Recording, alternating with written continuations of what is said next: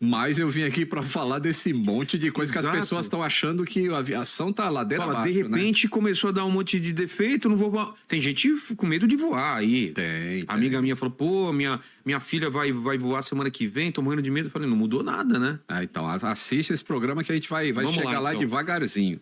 É coincidência quando tem muito acidente junto ou tem algum fator externo, alguma coisa comum em todos eles? Eu não diria que é coincidência, mas quando acontece isso dá um alerta maior para reportar qualquer outra coisa que aconteça em qualquer lugar. Entendi. Por exemplo, o maior acidente que a gente teve em 2024 foi o acidente da Jeju Air, lá na Coreia, em que o avião pousou sem trem de pouso, se arrastou pela pista e bateu lá num muro de concreto. Esse avião foi, acho que, 178 vítimas. Muita gente. Esqueci o que ia falar. Pô. Eu tinha perguntado se tinha alguma coisa alguma coincidência entre eles. Então, nesse mesmo dia que aconteceu esse acidente, aconteceu um incidente com a KLM, que um 737 teve um problema hidráulico, ele pousou e quando chegou no final da pista ele saiu e foi para o gramado. E os passageiros desembarcaram no gramado. No mesmo dia, aconteceu um incidente no Canadá, em que um Dash 8, ele na hora do pouso, ele quebrou o trem de pouso. Que é uma coisa que às vezes acontece nesses Dash 8. Eles têm um problema ali de trem de pouso que eu não sei o que é exatamente. Mas enfim, quebrou e arrastou a asa pelo chão. E aí filmaram, né, saindo aquele fogaréu por causa do atrito. E aí tudo isso foi reportado na mesma hora. Um acidente grande. E, pô, a gente está falando de... o fuso horário, o planeta tem aí, né? 24 horas. Então, em cada local aconteceu um negócio, mas isso veio tudo ao mesmo tempo para a imprensa, para a mídia. E aí, óbvio que gera uma sensação de, opa, o que está acontecendo?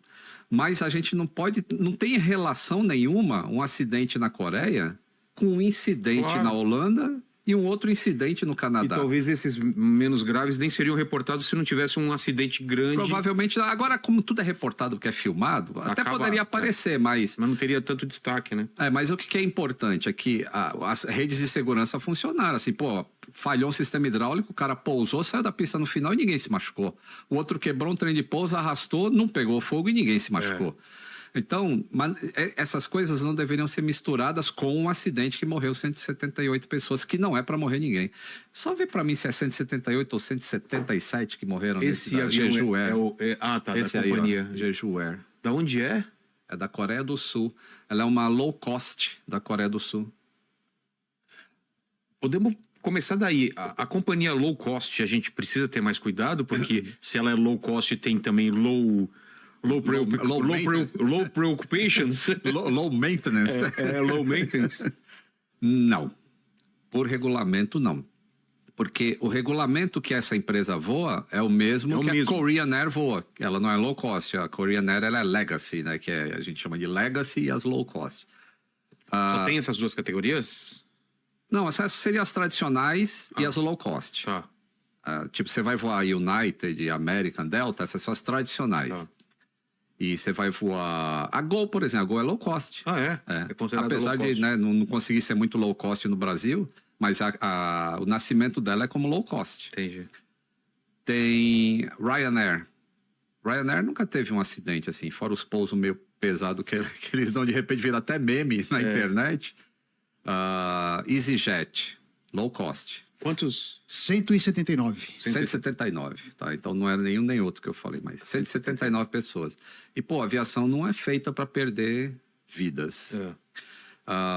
Aí, fora isso, aí aconteceu o acidente em Gramado no Natal e o acidente em Ubatuba foi no dia 31. E aquele que foi atingido.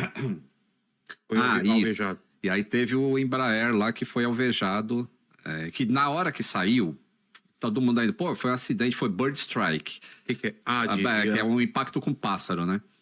E aí o avião caiu. Vamos contar a história dele um pouquinho também. Mas aí ele caiu, né? Tentou pousar e destruiu metade do avião. 32 pessoas se salvaram naquele avião. E aí quando apareceram as imagens, que normalmente eu não falo sobre acidente, quando eles acontecem até tem um relatório. Claro. Eu posso falar fatos, Mas eu não especulo sobre causas. Mas quando apareceu imagem de vídeo mostrando a cauda do avião, tem a cauda do avião aí do... Quando mostrou a cauda toda perfurada, eu falei, é isso. O pica-pau, né, que ficou bicando isso daí.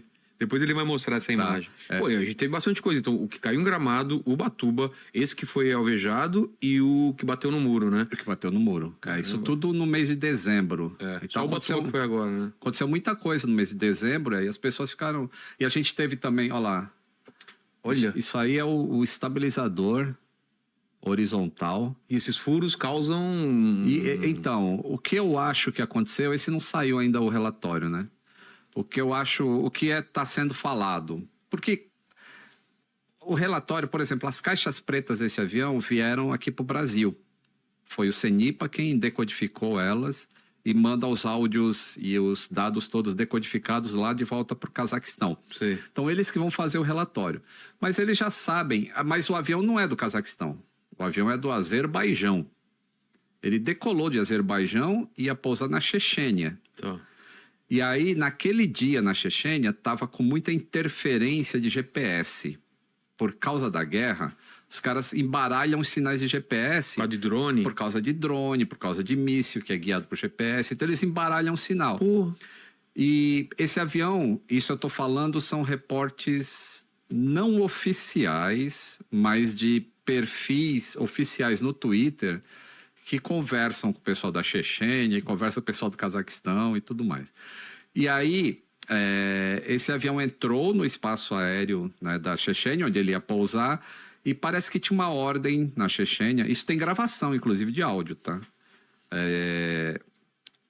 Quando eles entram na Chechênia, que vão pousar, os caras identificam o alvo. Eles têm bateria antiaérea. Sim. E eles tinham informação de que eles seriam atacados por drones. Caramba. Da Ucrânia. Mas não apareceu nenhum drone, mas apareceu esse alvo. E o sistema deveria identificar que esse alvo é um avião civil e não um drone. Mas não identificou. E aí o cara, não sei se eles não viram velocidade, não sei se eles não viram tamanho, né? não sei o que era. Mas aí o cara viu aquele negócio e chamou a chefia dele, pedindo autorização para, né, ó, tem um alvo aqui. E os caras deram autorização e foi disparado. Cara. Aí dispararam dois, acho que esqueci o nome, Bansir, sei lá o nome dos mísseis russos lá. Foram disparados. E aí esse tipo de míssil é semelhante àqueles... Né? Não é o de Israel, é o que um avião da Malásia foi derrubado em 2014 na Ucrânia. Foi disparado de um míssil russo no território da Ucrânia e atingiu esse 777 da Malásia. Esse míssil ele não explode em contato. Ele, quando chega perto, ele explode, estilhaça e joga um monte de estilhaço em direção ao alvo. Né, de acertar. Para ter mais chance de derrubar. E é isso que a gente vê ali, esses furos, que são estilhaços desse tipo de bateria antiaérea. Me parece que é o mesmo que Israel usa lá também, quando tá vindo o antimíssil lá. O Iron Dome? Tem um outro que é mais avançado, mas o Iron Dome, se eu não me engano, era assim. Mas olha só, cara. E o Putin? O Putin assumiu a culpa? Então, o Putin veio para a televisão e pediu desculpas, mas não assumiu a culpa. Eu não sei como é que você pede desculpa sem assumir culpa. Desculpa pelo que alguém fez. Vamos investigar o que aconteceu. E aí... Mas, né, eu falei que a gente vai falar nesse programa muita coisa para quem tem medo de voar. Você pega um avião que ele foi atingido... detalhe, né? Ele foi atingido...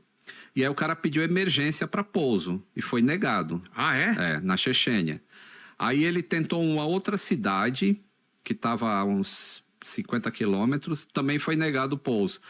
Aí ele tinha duas opções. Ou ele voltava para o lugar de onde ele saiu... E foi negado, você sabe por quê? Eu não sei se foi meteorologia ou se foi por causa desses supostos ataques de drone. Entendi. Aí ele atravessa o Mar Cáspio, que dá... Ele foi... mais de... Deu 1 hora de voo. Porra. Para atravessar o Mar Cáspio para chegar no Cazaquistão. E não caiu esse... Então, você viu o avião voando... Todo alvejado. Abatido, todo alvejado. Só que quando ele chegou lá do outro lado, provavelmente linhas hidráulicas foram avariadas por causa desses estilhaços e o fluido hidráulico foi vazando durante o voo. Então, quando ele chegou lá, provavelmente ele não tinha mais controle de voo. E aí a gente vê aquelas imagens em que o avião está meio... Ele sobe, ele desce, e as curvas são estranhas. Aquilo é o cara tentando pilotar. Tentando pilotar usando motor, provavelmente. Sei. E não, a gente não tem ainda... Mas é o que aparenta ser. Você acha que se tivesse pousado em algum aeroporto mais próximo, tinha mais chance de... Sim, teria sobrevivido todo mundo.